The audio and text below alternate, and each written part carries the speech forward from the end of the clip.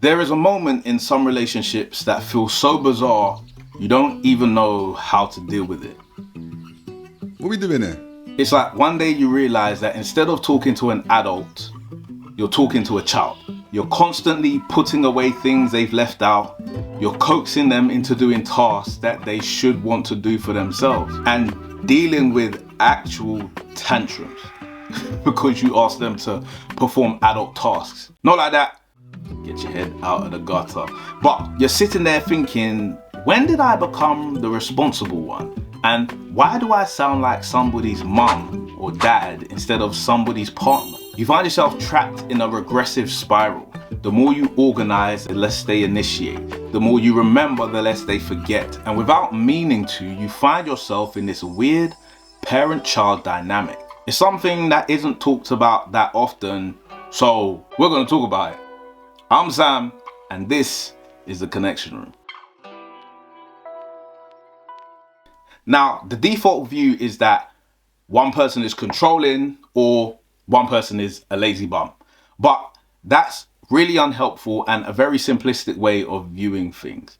Most relationships start with really good intentions. That being said, it's usually an inciting event. Maybe you stepped up during a stressful period, or maybe you've grown up performing certain tasks and it felt quicker and safer to just do things by yourself. Now, I've mentioned Arlie Hochschild before, but during her research on households, she found that when one partner starts to do more, the relationship tilts. The person doing more becomes the de facto responsible one. The person doing less becomes passively dependent on that responsibility, and day by day your partnership becomes a hierarchy. Now, John Gottman's work seems to back this up as well, because he also discovered that when one partner takes over tasks, the other partner gets less involved over time. Not because they can't do it, but because the relationship subconsciously teaches them not to. This is often called learned incompetence. Ew. It just sounds offensive, doesn't it? But simply put, if somebody steps in enough time, you genuinely stop believing that you're expected to. Think about the blueprint that is being constructed if you always remind your partner about the bills or to do household admin. Eventually, you become the home secretary. And when homes are run like this, love can start to feel a little bit like labor. This role can manifest into one where you take the role of authority. You begin to sound sharp and instructional and make your partner feel like they are being parented. The linguist Deborah Tannen, who studied conversational power dynamics, notes that tone and phrasing can unintentionally create hierarchy. You may say something that on its face is reasonable, such as, "Did you plan for this?" or "Do you remember what we talked about?" And to you, you're just asking normal questions that need to be answered. However, to your partner, it feels like they're having their performance reviewed. And when people feel this way, they withdraw and they do the bare minimum, or they pretend that they don't know how to avoid being seen as a disappointment. It's easy to say, "Didn't your mom teach you how to do this?" Or "You're a grown person and don't know how to iron a pair of trousers." But adults need to feel capable. When a partner gets stripped of their autonomy, even unintentionally, they can emotionally regress. They become less decisive, less confident, and less responsible. Not because they want to be taken care of, but because a lot of the time, the relationship just hasn't left them with the room to step forward.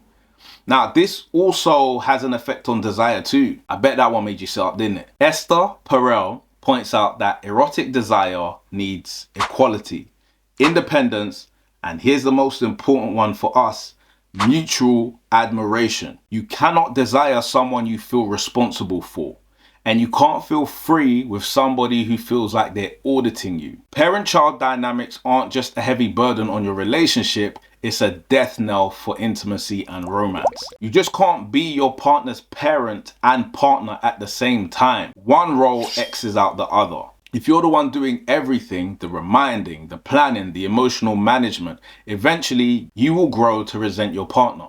And if you're the one being parented, corrected, monitored, and dictated to, you eventually grow to feel embarrassed or antagonized. No one wins in that situation and nobody thrives. But the good part is that often This isn't proof of your incompatibility, it's an imbalance issue. Imbalances can be corrected. So, how do we climb out of this parent-child loop? Start sharing. Responsibilities aren't about doing chores. It's about embracing adulthood together. It's choosing systems where both of you can be informed about what's happening in your home instead of one person constantly needing reminding. These systems become so much more robust when both people inside the relationship are working on them. Secondly, although this is tied to the first point, return responsibility to the person who's lost it. Give them room to lead in areas that you might have led in.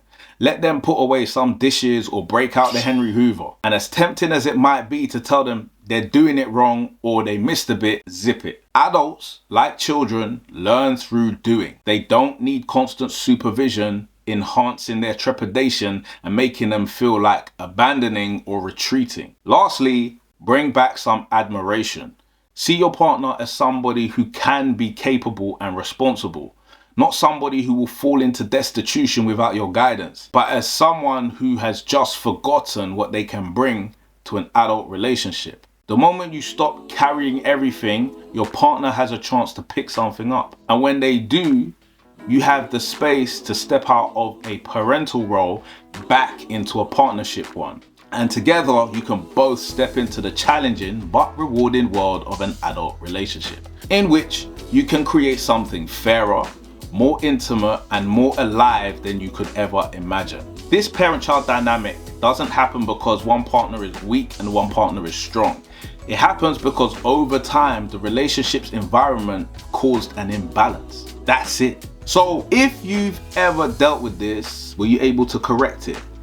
Best comment gets pinned. And if you want more videos aimed at bringing couples together, hit the like and subscribe button on the way out. It's free, and it means you might see a whole lot more of me. I'm Sam, and until the next time, make some moves.